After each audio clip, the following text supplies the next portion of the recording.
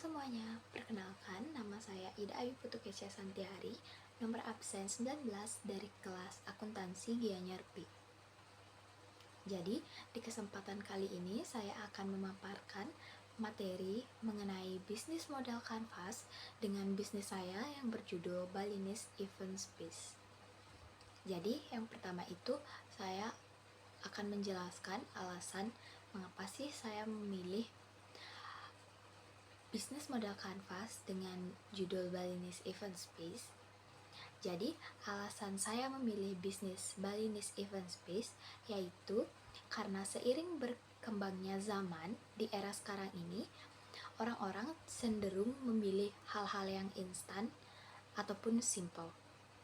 Seperti halnya dalam hal mengadakan sebuah acara atau event besar maupun event kecil, orang-orang itu menginginkan acara yang simple, namun rentetan acaranya tetap lengkap dan tetap terlihat elegan serta mewah.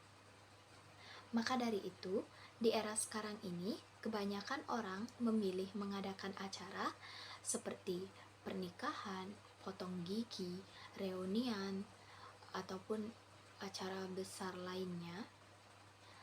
Nah, karena mengadakan acara di event space itu bukan hanya terlihat mewah, namun sangat memudahkan orang-orang yang ingin memiliki acara, namun ingin tetap santai, instan, dan simple. Nah, maka dari itu, melihat peluang tersebut, saya ingin membuka bisnis event space, khususnya Balinese event space, dikarenakan saya berada di lingkungan yang mayoritas orang Bali. Nah, di mana hal tersebut sangat cocok untuk di era sekarang ini, yang dimana orang-orang menginginkan mengadakan acara namun ingin tetap simple dan terlihat mewah. Nah, jadi itulah alasan saya. Kita langsung saja lanjut ke BMC saya. Yang pertama-tama harus ditentukan yaitu customer segment, dimana customer segment itu adalah siapa-siapa saja sih yang akan kita targetkan sebagai pangsa pasar kita. Yaitu yang pertama ada pasangan yang akan menikah, ada yang mungkin domestik maupun internasional. Yang kedua, event organizer. Yang ketiga, perusahaan, mungkin untuk meeting atau insentif atau conference ataupun acara lainnya. Yang keempat, komunitas, mungkin komunitas yoga ataupun spiritual lainnya. Yang kelima, wisatawan yang mencari pengalaman budaya otentik Bali. Yang keenam, itu ada perorangan yang mungkin ingin mengadakan sebuah acara. Hal yang harus ditentukan selanjutnya yaitu value proposition, yaitu manfaat apa saja sih yang akan ditawarkan terhadap pelanggan. Jadi di bisnis saya ini, yaitu yang pertama ada ruang acara eksklusif dengan arsitektur dan suasana Bali yang otentik. Yang kedua, lingkungan yang bersih, rapi, tertata, dan nyaman pastinya. Yang ketiga, paket acara lengkap termasuk catering khas Bali dan pertunjukan seperti tari, musik, ataupun musisi tradisional.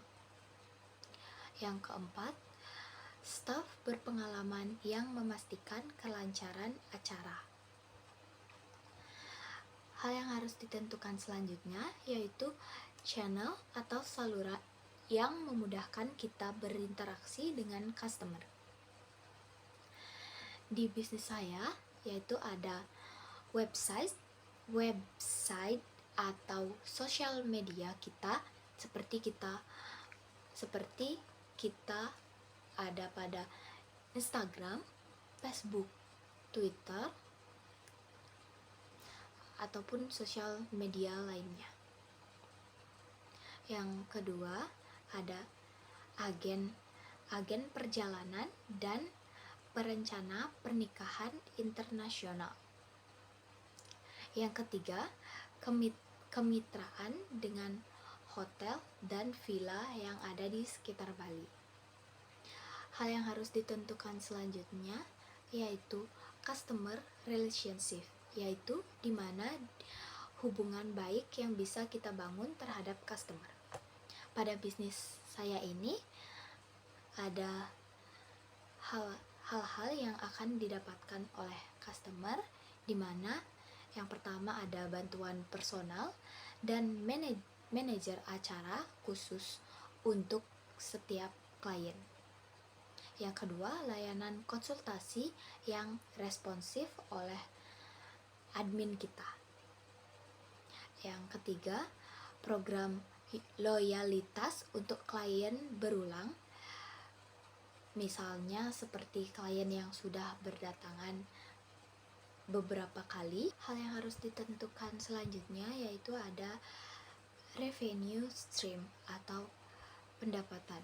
Di bisnis saya itu yang pertama ada pendapatan dari biaya sewa tempat per harian atau per acara yang disewa. Yang kedua, paket pernikahan atau acara lengkap. Yang ketiga, ada biaya tambahan untuk layanan catering ataupun hiburan-hiburannya.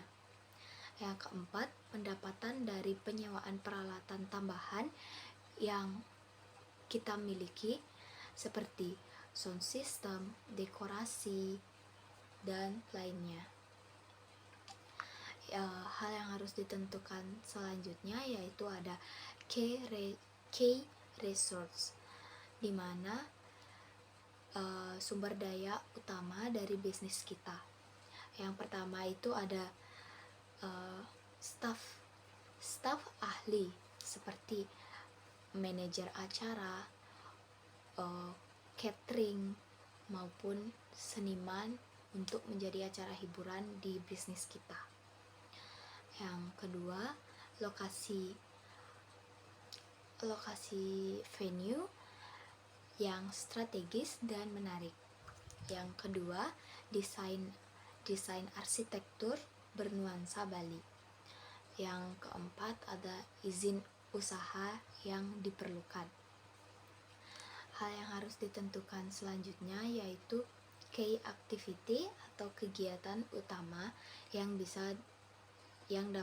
dilakukan oleh perusahaan saya. Jadi